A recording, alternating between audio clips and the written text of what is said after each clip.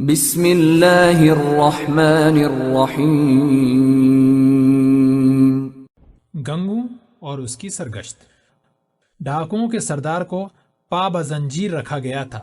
دلیپ سنگھ کی ہدایت تھی کہ اس پر کسی قسم کا اعتبار نہ کیا جائے۔ اسے دونوں وقت کھانا پہنچانے کا کام علی کے سپرد تھا، اور علی کو ہر وقت یہ فکر رہتی تھی کہ شاید اس کا پیٹ نہیں بھرا، اور ہر کھانے پر بوڑھے سردار کو علی کے اصرار پر ایک دو لقمے زیادہ ہی کھانے پڑتے۔ زبیر کا سلوک بھی اس کی توقع کے خلاف تھا۔ زبیر دن میں ایک دو دفعہ ضرور اس کے پاس آتا۔ پہلی بار اس نے اپنی ٹوٹی پھوٹی سندھی میں باتیں کرنے کی کوشش کی، لیکن اسے جلد ہی یہ معلوم ہو گیا کہ وہ عربی میں بے تکلفی سے بات چیت کر سکتا ہے۔ ایک دن اس نے زبیر سے کہا، موت کے انتظار میں جینا میرے لیے بہت صبر آزما ہے۔ اگر آپ مجھ پر رحم نہیں کرنا چاہتے تو میں چاہتا ہوں کہ مجھے جو سزا ملنی ہے جلد مل جائے۔ زبیر نے جواب دیا، مجھے تمہارے بڑھاپے پر ترس آتا ہے، لیکن تمہیں اس وقت تک قید سے نہیں چھوڑا جا سکتا جب تک مجھے یہ یقین نہ ہو جائے کہ تم آزاد ہو کر پھر یہی پیشہ اختیار نہ کر لوگے۔ اس نے جواب دیا، میرے جہاز غرق ہو چکے ہیں، اور اب میں بڑھاپے کے باقی دن کسی جنگل میں چھپ کر گزارنے کے سوا اور کر ہی کیا سکتا ہوں؟ ڈاکو ہر جگہ خطرناک بن سکتا ہے۔ تم سمندر میں جہازوں کو لوٹتے تھے، خشکی پر لوگوں کے گھروں میں ڈاکے ڈالو گے۔ اگر میں تمہیں بصرہ لے جاؤں تو وہاں غالباً تمہارے ہاتھ کاٹے جائیں گے، اور اگر تمہارا فیصلہ جیرام پر چھوڑوں تو باقی عمر تمہیں قید خانے کی کوٹری میں گزارنی پڑے گی۔ ڈاکوؤں کے سردار نے جواب دیا، میں آپ کی حکومت کے متعلق کچھ نہیں جانتا، لیکن یہ ضرور کہوں گا کہ دیبل کی حکومت کو مجھے سزا دینے کا کوئی حق نہیں۔ وہ کیوں؟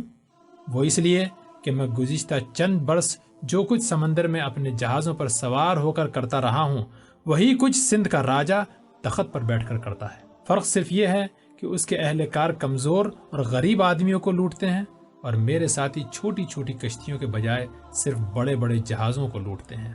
ہمارا پیشہ ایک ہے، لیکن نام ہمارے مختلف ہیں۔ میں ایک ڈاکو ہوں، وہ ایک راجہ۔ اس کی طرح اس کا باپ بھی راجہ تھا، لیکن میرا باپ میری طرح ایک ڈاکو نہ تھا۔ میں خود بھی ایک ڈاکو نہ بنتا، لیکن ظلم نے مجھے ایسا بنا دیا۔ خیر، ان باتوں کے ذکر سے کوئی فائدہ نہیں۔ آپ غالب ہیں اور میں مغلوب، لیکن میں ضرور جانتا ہوں کہ آپ مجھے سندھ کی حکومت کے رحم و کرم پر چھوڑنے کے بجائے خود جو سزا چاہیں دے لیں۔ زبیر نے کہا، میں تمہاری سرگزشت سننا چاہتا ہوں۔ ڈاکوؤں کے سردار نے قدر تأمل کے بعد مختصر الفاظ میں اپنی سرگزشت یوں بیان کی، میرا نام گنگو ہے۔ میں دریائے سندھ کے کنارے ایک چھوٹے سے گاؤں میں پیدا ہوا۔ اپنے باپ کی طرح میرا بھی پیشہ ماہی گیری تھی۔ 20 سال کی عمر میں میرے سر سے والدین کا سایہ اڑ گیا۔ ہمارے گاؤں میں ایک لڑکی تھی، اس کا نام لاجونتی تھا، اور وہ تھی بھی لاجونتی۔ اس کی آنکھ ہرنی کی آنکھوں سے زیادہ دل فریب، اس کی آواز کوئل کی آواز سے زیادہ میٹھی تھی۔ لوگ اسے جل پری کہا کرتے تھے۔ گاؤں میں کوئی نوجوان ایسا نہ تھا جو لاجو پر جان دینے کے لیے تیار نہ ہو، لیکن وہ صرف مجھے چاہتی تھی۔ اس کا باپ ایک سادہ دل آدمی تھا۔ برسات میں ایک دفعہ دریا زور دل پر تھا، تو اس نے شرط لگائی کہ میں لاجو کی شادی اس کے ساتھ کروں گا جو تیر کر دریا عبور کرے گا۔ ہمارے گاؤں میں اچھے اچھے تیراک تھے، لیکن برسات میں دریا کا بہاؤ دیکھ کر کسی کو پانی میں کودنے کی ہمت نہ ہوئی۔ میں لاجو کے لیے جان تک قربان کرنے کو تیار تھا۔ میں نے یہ شرط پوری کی، اور چند دنوں کے بعد میری اور اس کی شادی ہو گئی۔ ہم دونوں خوش تھے اور زیادہ وقت کشتی پر گزارتے تھے۔ میں مچھلیاں پکڑا کرتا تھا اور وہ کھانا پکایا کرتی تھی۔ رات کے وقت ہم ہنستے ہنستے اور گاتے گاتے تاروں کی چھاؤں میں سو جاتے۔ عجیب دن تھے وہ بھی۔ ایک دن ایسا آیا، یہاں تک کہہ کر گنگو کی آنکھوں میں آنسو آ گئے، اور دیر تک ہچکیاں لینے کے بعد اس نے پھر اپنی داستان شروع کی۔ لیکن ایک دن ایسا آیا کہ مجھے لاجو سے جدا ہونا پڑا، ہمیشہ کے لیے۔ مجھے معلوم نہ تھا کہ ایک نیچ ذات اور کمزور آدمی کے لیے ایک خوبصورت بیوی رکھنا پاپ ہے۔ ہمارے گاؤں سے ایک کوس کے فاصلے پر ہمارے علاقے کے سردار کا شہر تھا۔ ایک دن وہ چند سپاہیوں کے ساتھ دریا پر آیا اور مجھے پار لے جانے کے لیے کہا۔ کشتی پر سوار ہو کر وہ لاجو کو بری طرح سے گھور رہا تھا۔ اس کے پوچھنے پر میں نے اسے بتایا کہ یہ میری بیوی ہے۔ وہ بولا، یہ کسی ماہی گیری کی لڑکی معلوم نہیں ہوتی، تم اسے کہاں سے لائے؟ دوسرے کنارے پر پہنچ کر اس نے مجھے بتایا کہ میں شام تک واپس آ جاؤں گا، تم اتنی دیر میرا انتظار کرو۔ لیکن وہ شام سے پہلے ہی واپس آ گیا اور میں نے اسے دوسرے کنارے پر پہنچا دیا۔ وہ میرا نام پوچھ کر چلا گیا۔ اس کے بعد وہ ہمارے گاؤں کے ماہی گیروں کا شکار دیکھنے کے بہانے کبھی کبھی ہمارے گاؤں میں چلا آتا۔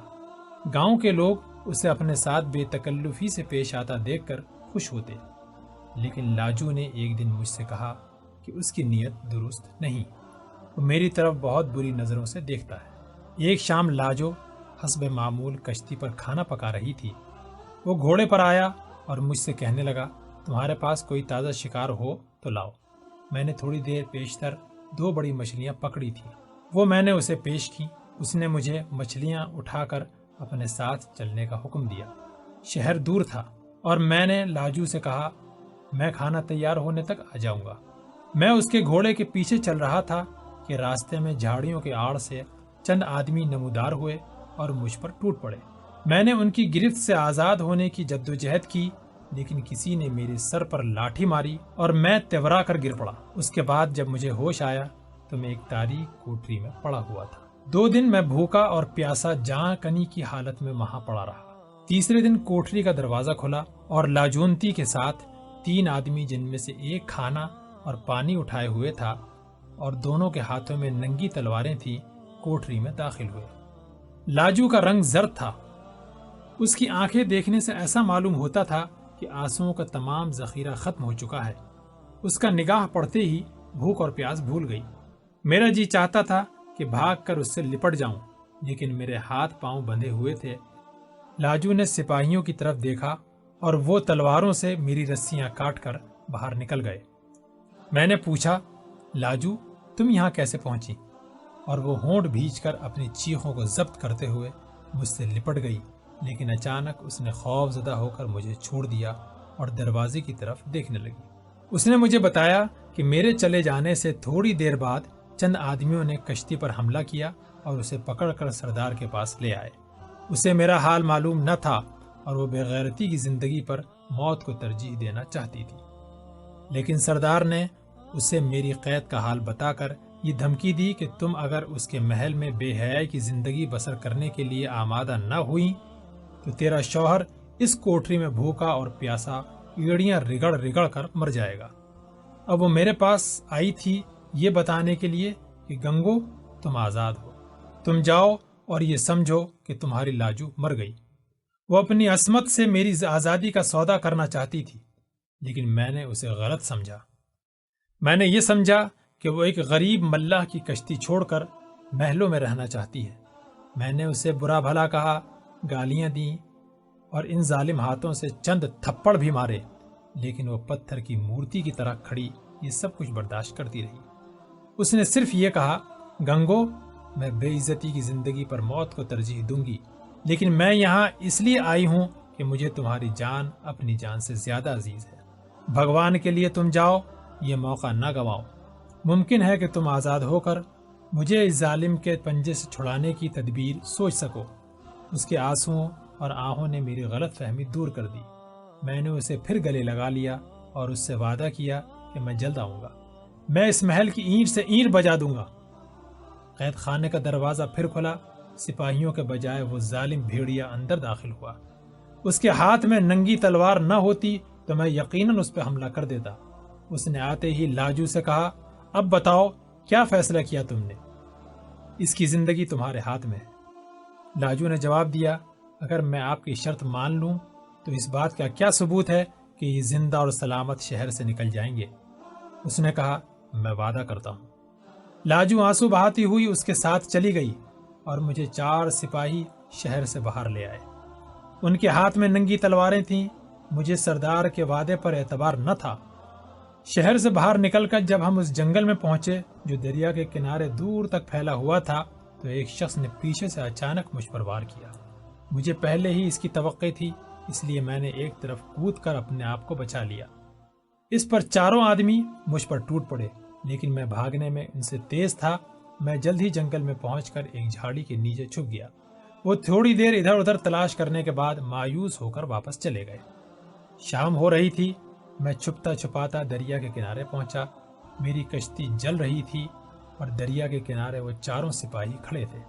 ان واقعات نے میرے جیسے امن پسند آدمی کو ایک بھیڑیا بنا دیا۔ میں گاؤں کی طرف بھاگا۔ میری آواز میں ایک اثر تھا اور آن کی آن میں چند نوجوان لاٹھیاں اور کلہاڑیاں لے کر میرے ساتھ نکل آئے۔ ہمیں دیکھ کر سپاہی سراسیما ہو کر بھاگے، لیکن ہم نے کسی کو بچ نکلنے کا راستہ نہ دیا اور چاروں کو مار کر ان کی لاشیں دریا میں پھینک دی۔ آدھی رات تک میں نے ماہی گیروں کی 20-25 بستیوں میں سے کوئی 200 جوان اکٹھا کر لیے اور تیسرے پہر سردار کے محل پر دھاوا بول دیا۔ شہر کے لوگ پہلے ہی ان کے مظالم سے تنگ تھے، کوئی اس کی مدد کے لیے نہ نکلا۔ اس کے چند سپاہیوں نے مقابلہ کیا، لیکن اکثر نے بھاگ کر لوگوں کے گھروں میں پناہ لی۔ ہم نے سردار کو پکڑ لیا اور اس سے لاجو کے متعلق پوچھا۔ وہ ہر سوال پر صرف یہ جواب دیتا تھا، میں بے قصور ہوں، بھگوان کے لیے مجھے چھوڑ دو۔ میں نے مشل دکھا کر اسے زندہ جلا دینے کی دھمکی دی تو وہ مجھے محل کی نچلی منزل کی ایک کمرے میں لے گیا۔ فرش پر لاجو کی لاش دیکھ کر میری چیخ نکل گئی۔ وہ ہاتھ باندھ کر یہ کہہ رہا تھا، میں نے اسے نہیں مارا، اس نے خود مکان کی چھت سے چھلانگ لگا دی تھی۔ تم سپاہیوں سے پوچھ سکتے ہو، بھگوان کے لیے مجھ پر دیا کرو۔ میں نے جلتی ہوئی مشل اس کی آنکھوں میں پھونک دی اور کلہاڑی کی پے در پے ضربوں سے اسے ٹکڑے کر دیا۔ اس کے بعد میں ایک ڈاکو تھا، میرے دل میں کسی کے لیے رحم نہ تھا۔ میں نے کئی سرداروں کو لوٹا اور جب راجا کے فوجوں نے زمین ہمارے لیے تنگ کر دی تو میں نے دریا کے راستے سمندر کا رخ کیا۔ دیبل کی بندرگاہ سے ہم نے رات کے وقت 2 جہاز چوری کیے۔ اس کے بعد اب تک کئی جہاز لوٹ چکا ہوں۔ میں ہر اس شخص کو اپنا دشمن سمجھتا ہوں جو راجوں اور سرداروں کے ساتھ تعاون کرتا ہے۔ مجھے ہر دولت مند انسان پر اس سردار کی روح نظر آتی ہے۔ مجھے ہر اونچے ایوان میں لاجونتی جیسے مظلوم لڑکیوں کی روحیں انتقام کے لیے پکارتی سنائی دیتی ہیں۔ زبیر نے کہا، مجھے اس لڑکی کی دردناک موت کا سخت افسوس ہے، اور ہر سردار سے جنگ کرنے میں بھی شاید تم حق بجانب سمجھے جا سکو گے، لیکن تم ایک انسان کے ظلم کا بدلہ دوسرے انسانوں سے کیسے لے سکتے ہو؟ تم نے ہمارے جہاز پر حملہ کیا اور اس پر کوئی سردار سوار نہ تھا، اس پر چند یتیم بچے اور عورتیں تھیں۔ گنگو نے جواب دیا، مجھے افسوس ہے، لیکن دوسرے جہاز پر سرندیپ کے راجا کا جھنڈا لہرا رہا تھا اور آپ اس کے معاون تھے۔ تاہم اگر مجھے معلوم ہوتا کہ آپ کے جہاز پر عورتیں اور بچے سوار ہیں تو میں حملہ نہ کرتا۔ چند ماہ ہوئے میں نے اسی سمندر میں آپ کے ملک کا ایک جہاز دیکھا تھا، لیکن میں نے اسے صرف اس لیے چھوڑ دیا کہ اس پر مردوں کے علاوہ چند عورتیں بھی تھیں۔ خالد یہ سن کر چلا اٹھا، کیا اس پر سرندیپ کا چند ملاح تھے؟ ہاں، وہ تو ابا کا جہاز تھا اور ابھی تک اس کا کوئی پتہ نہیں۔ تم جھوٹ کہتے ہو، تم ان کا جہاز غرق کر چکے ہو۔ اگر میں اس جہاز کو غرق کر چکا ہوتا تو مجھے آپ کے سامنے اس کا ذکر کرنے کی ضرورت نہ تھی۔ اس جہاز پر ہاتھی بھی تھے؟ ہاں۔ تمہیں اس کے متعلق یہ بھی معلوم نہیں کہ وہ کہاں غرق ہوا؟ نہیں، مجھے صرف اتنا معلوم ہے کہ وہ جہاز دیبل تک صحیح سلامت پہنچ گیا تھا۔ زبیر نے پوچھا، اس سمندر میں تمہارے سوا لوٹیروں کا کوئی اور گروہ بھی ہے؟ ہاں۔ کیا یہ ممکن ہے کہ دیبل کے حاکم نے وہ جہاز لوٹ لیا ہو؟ ہاں۔ میں پہلے عرض کر چکا ہوں کہ خشکی کے ڈاکو سمندر کے لوٹیروں سے زیادہ بے رحم ہیں۔ اس گفتگو کے بعد گنگو کے ساتھ زبیر کی دلچسپی بڑھ گئی۔ جیرام عجیب کشمکش میں مبتلا تھا۔ گنگو کی سرگشت نے زبیر کی طرح اسے بھی متاثر کیا، لیکن ایک وفادار سپاہی کی طرح وہ راجا کو نکتہ چینی سے بلند سمجھتا تھا۔ وہ رعایا کے کسی فرد کا یہ حق تسلیم کرنے کے لیے تیار نہ تھا کہ وہ کسی ذاتی رنجش کی بنا پر راجا کے خلاف اعلان جنگ کر دے۔ وہ راجاؤں کی تقدیس کے مقابلے میں رعیت کی کمتری کا قائل تھا۔ تاہم جب زبیر نے گنگو سے پرامن رہنے کا وعدہ لے کر اس کی زنجیریں کھلوا دیں تو اس نے مزاحمت نہ کی۔ چند دن زبیر کی صحبت میں رہ کر گنگو نے اپنے خیالات میں ایک عجیب تبدیلی محسوس کی۔ زبیر نے چند ملاقاتوں میں روم اور ایران کے خلاف مسلمانوں کی ابتدائی جنگوں کا ذکر کر کے اس پر یہ ثابت کر دیا تھا، صرف اسلام ایک ایسا نظام پیش کرتا ہے جو جبر و استبدال کی حکومتوں کا خاتمہ کر سکتا ہے۔ گنگو ایک ڈاکو کی زندگی اختیار کرنے کے بعد سماج کے تمام مذہبی عقائد سے کنارہ کش ہو چکا تھا۔ اس کے لیے دنیا ایک وسیع جھیل تھی جس میں بڑی مچھلیاں چھوٹی مچھلیوں کو نگلتی ہیں۔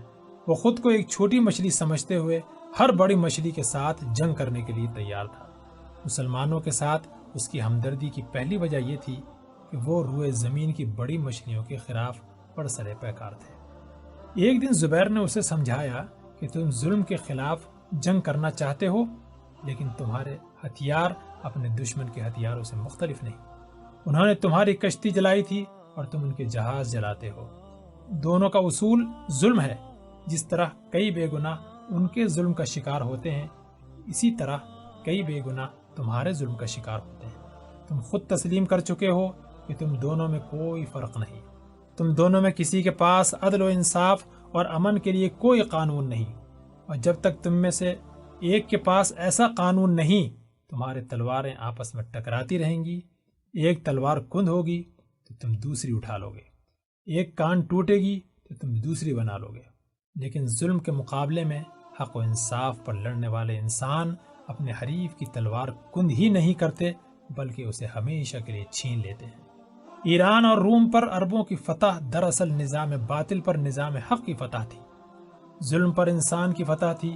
ایران، مصر اور شام کے وہ لوگ جو کل تک حق پرستوں کو صفحہ ہستی سے مٹانے کے لیے اٹھ کھڑے ہوئے تھے، آج افریقہ اور ترکستان کے ظلم کی طاقت کو مٹانے کے لیے ہمارے دوش بدوش لڑ رہے ہیں۔ گنگو نے متاثر ہو کر پوچھا، کیا میں بھی آپ لوگوں کا ساتھ دے سکتا ہوں؟ زبیر نے مسکراتے ہوئے جواب دیا، ایک ڈاکو کی حیثیت سے نہیں۔ ہمارا کام بھٹکتے ہوئے قافلوں کو لوٹنا نہیں، بلکہ انہیں سلامتی کا راستہ دکھانا ہے۔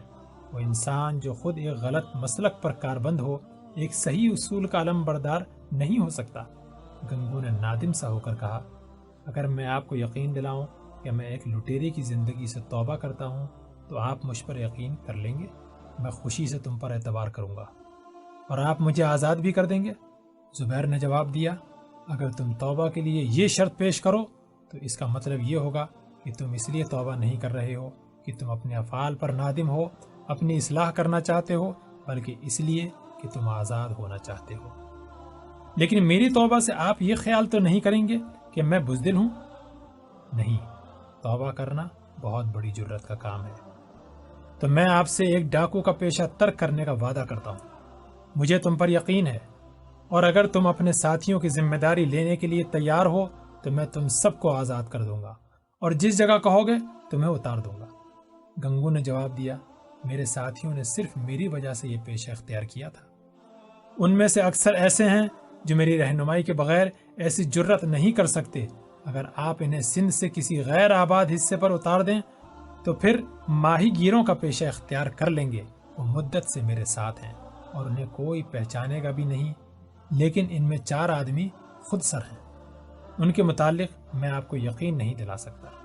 مجھے خود اپنے اوپر اعتماد نہیں۔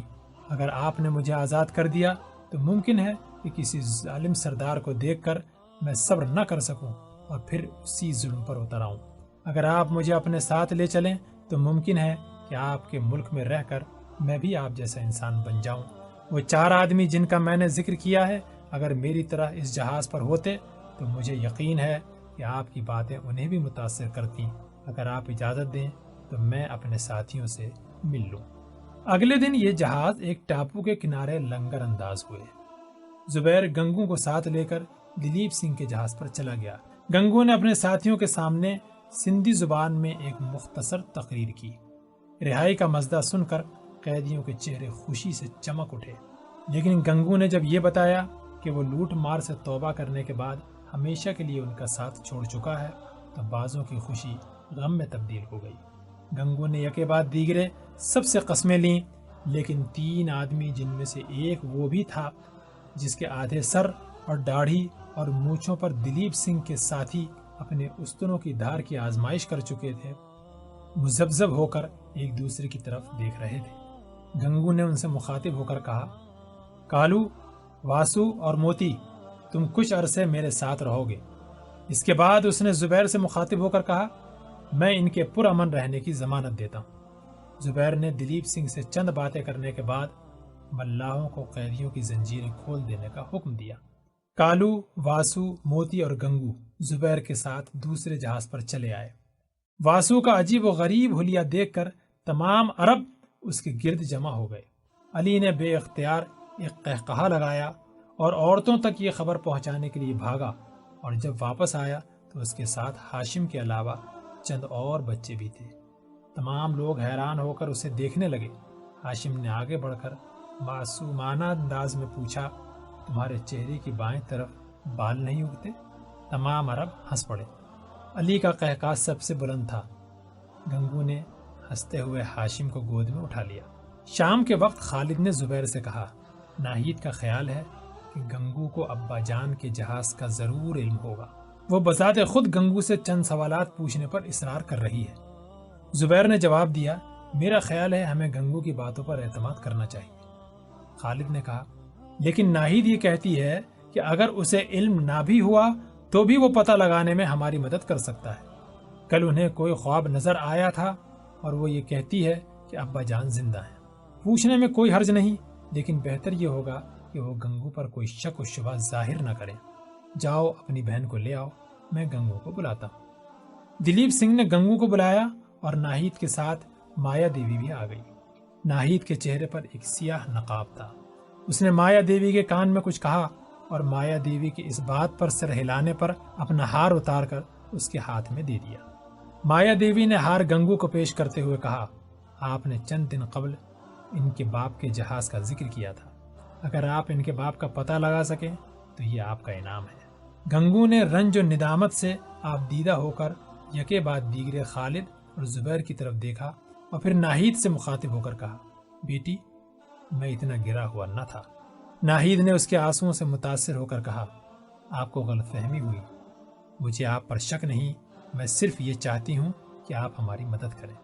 اس کے لیے مجھے ہار دینے کی ضرورت نہ تھی، میں زبیر کے احسان کا بدلہ نہیں اتار سکتا۔